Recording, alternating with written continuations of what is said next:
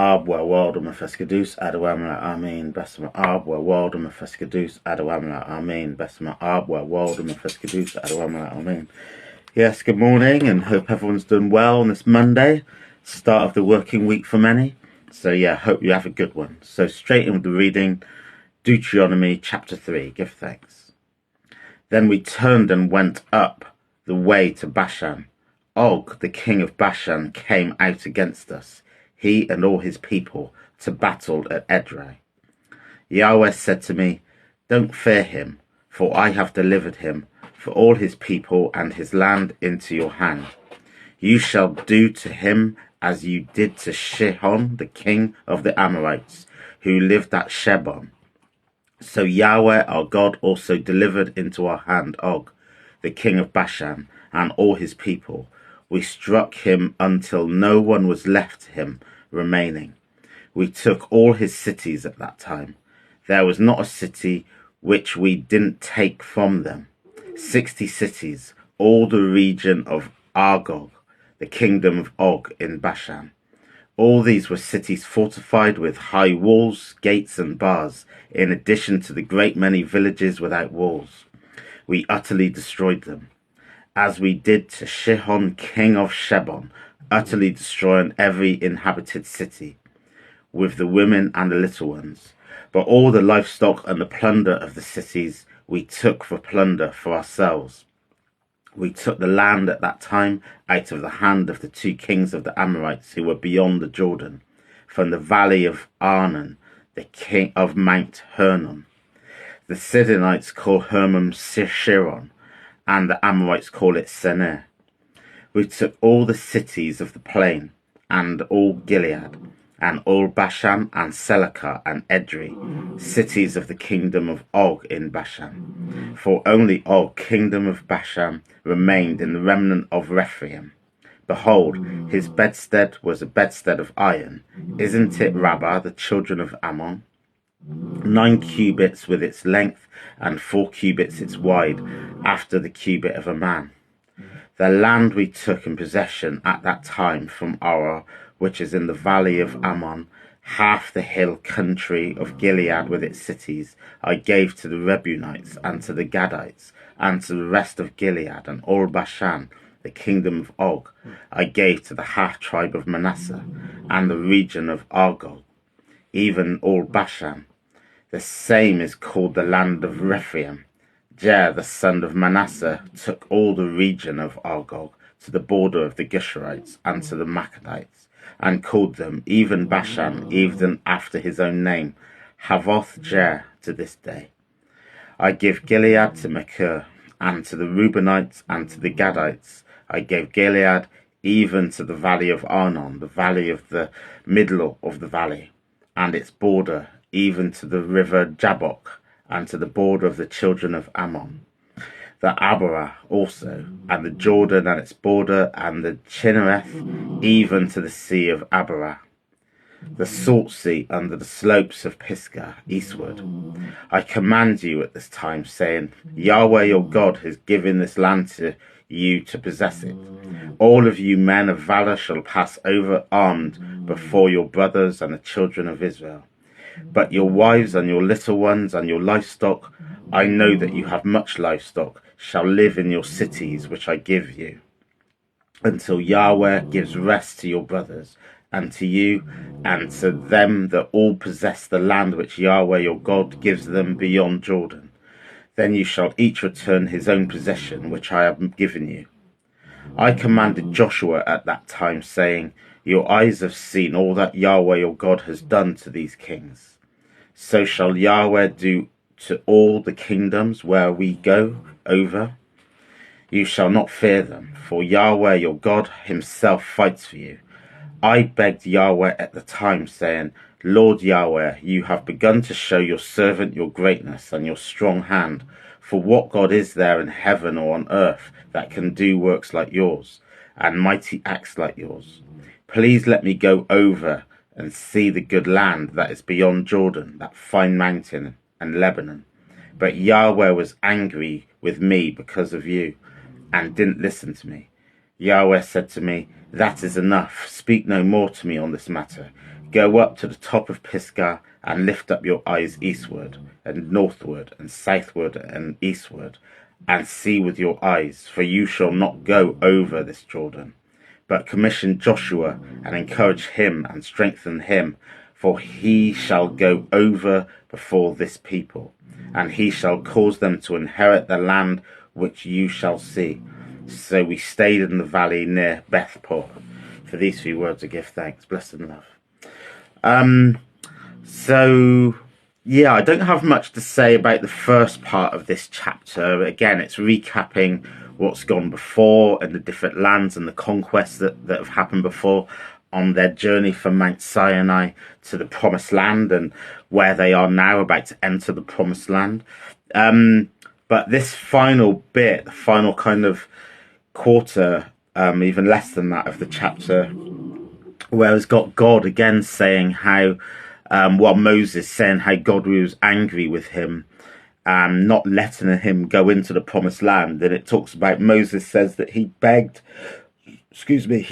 Yahweh to let him go through and see the Promised Land. And, he pleads with God. But again, God says, no, don't speak on this matter anymore. Strengthen Joshua, lift Joshua up, but you have to see the Promised Land from afar. Look all around you when you go to that space. Go to the top of Pisgah and lift up your eyes westward, northward, southward, and eastward, and see with your eyes. But you shall not go over to this Jordan. So again, we see Moses disappointed. We see him pleading with God to let him through into the Promised Land, but he doesn't argue with God. And we've seen previously in previous chapters in Numbers and Exodus, where Moses actually stands up to God and argues with him and basically tells God, about himself, if you like to use that phrase. But he doesn't do that here. He pleads with him, but he also accepts God's answer. And I think that's an interesting kind of nuance, because Moses knows why God is angry with him. Back in Numbers 20, we saw God instructing Moses to strike the rock once to make it flow with water, because people were thirsty and they were hungry and they were angry. So to placate that, Moses was given the instruction by God, and it's a very clear instruction, to only strike the rock once. But actually what happened in that moment was that Moses took credit for striking the rock to get the water out, and he said, it's words to the effect of, "Oh, you rebels, what have I got to do? Have I got to strike the rock to make water come out?" So he took the credit for it. He didn't show that it was actually God and God's mercy that was bringing the water from the rock. And also he struck the rock twice, not once. So not only did he take credit for bringing the water out of the rock, he also disobeyed God with how he was doing it as well, because in his frustration, he struck it twice. So this upset God greatly. We can see it upset God greatly, because he's really meted down quite a harsh punishment on Moses. But what it does show is that leadership, and particularly high levels of leadership, when you're in those positions, you're actually judged more harshly than other people that aren't in those positions, because you've got a very strong responsibility on your shoulders. As the moral authority for God's newly formed nation on earth, you can't get more high an authority than that. So actually, you taking on those positions, you have to be ready to be treated harshly, and the consequences if you stray from the law, if you stray from the instructions that God has given you. There is the caveat that Moses didn't want this role in the first place. He wasn't the one begging for it. So there is that caveat. But at the same time, he is in this role. He has, he's worked incredibly hard in this role, and he's done incredible things. And he has also ruled with a strong hand as well. But he's not with the person that doesn't take advice. We've seen that previously as well with Jethro and others that have come in and given him advice. But the fact is that as the moral authority and the leading figure in the land, he has to be seen to be doing right, not only outwardly, but also inwardly in his heart, because God can see what's in his heart. God can see what's in his mind. So in that moment of striking the rock, he kind of failed on both accounts, and it did disappoint God greatly. What it also does show is the limits of certain forms of leadership, and taking, the people to a certain level, but then realizing actually it's time to pass the baton. This has been a huge, epic journey, spiritually, physically, metaphorically, that Moses has taken the people on. But now, going into the promised land, that space of renewal, is now time to pass the baton, and succession planning is needed, because it needed a new energy, a new vision.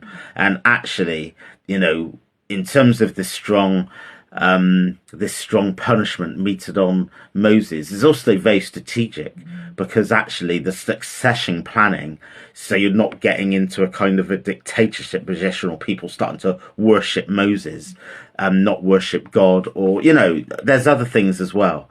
But was it a strategic decision on God's part, to say, you know what, you come to the end of this road now with leadership, you've done incredibly well, but now it does need a new energy, it needs a different vision.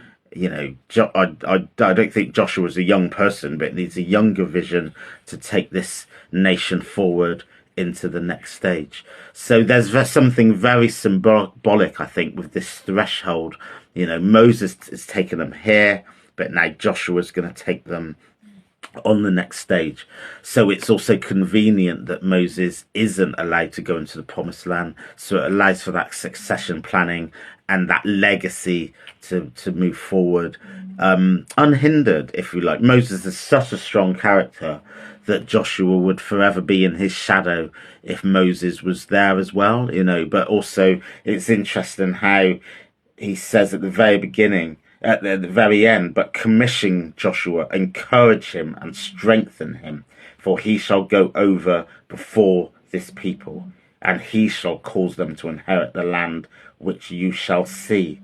And I think that's very poignant. The fact that Moses is allowed to see it, he's allowed to see the promise being fulfilled, but it's being done by strengthening someone else. And I think that's really important. It shows that power doesn't reside in any one human alone, and we have to strengthen each other. We're all links in the chain, strengthen each other to strengthen the masses and allow and enable things to get done. So I think it's very poignant, even though it's very painful to see this happen to Moses. I think there's some really important lessons in here about supporting others, and the glory is always with God. The glory isn't with Moses. Moses has taken them this far, but actually the glory is to God for enabling this to happen. And it's God that's promised Abraham, Isaac, and Jacob that this would happen. And ultimately the glory goes to God. So with Moses trying to take the credit for getting the water out of the rock, is actually diverting the glory to himself.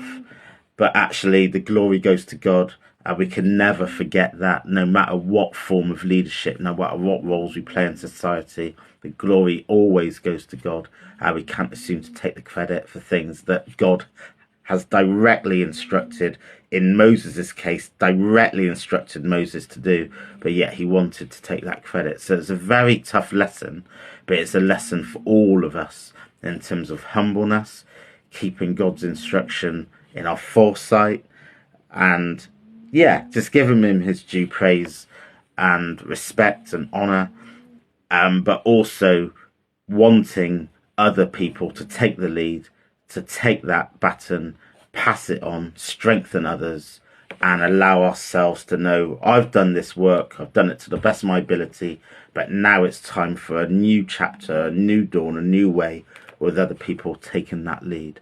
And I think that's an important lesson that we can all kind of learn from, really. So I'll end it here. Give thanks and blessings and love this Monday. And God willing, be back more tomorrow. Blessed love.